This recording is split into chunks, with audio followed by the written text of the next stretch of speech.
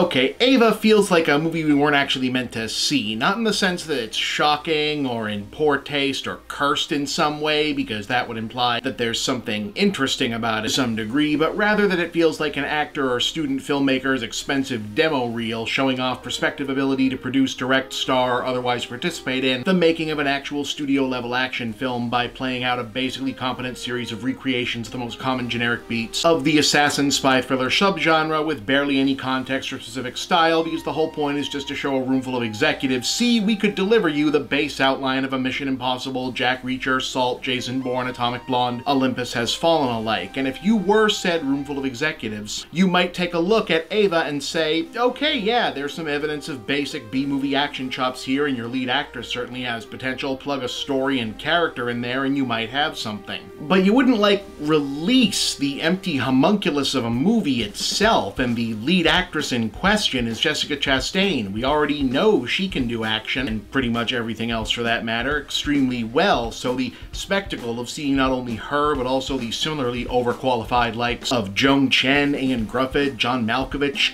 Common, Colin Farrell, Gina Davis, all piled into this kiddie pool of a non-movie feels like an elaborate meta-joke where the punchline never gets there. So ostensibly, the pitch here is that Chastain's Ava is a former good-at-all-the-things child prodigy and honor student who wrecked her life in college thanks to drugs and rehabbed into the military, where the whole gifted kid plus good athlete thing got her tapped for special forces, then covert black ops and wet work, and now she's a master assassin, maybe still for the government, under the care of a serene, intellectual, philosophy-quoting good father figure handler played by Malkovich and an aggro, macho, inevitable double-cross bad father figure played by Farrell, who both agree that she is, sing along if you know the words, the best they ever trained but possibly compromised by psychological issues relating to her troubled past. In this case, manifesting as a growing tendency to engage her targets in pre-murder conversation, wherein she tries to get them to tell her what they did to deserve having her show up and kill them. Since a guilty conscience that apparently still doesn't seem to interfere with her work at all is a big deal for some reason, the main plot involves Ava deciding to surreptitiously pay a first post-New Life visit in about a decade to her dysfunctional family in Boston between missions, wherein she discovers that her sister and ex-boyfriend are now engaged and her feisty mother is recovering from a heart attack. Also, said ex-boyfriend is in deep gambling debt to a colorful local gang boss with whom Ava herself has a past, and which complicates the already complicated situation of the aforementioned obvious bad guy spy leader turning out to be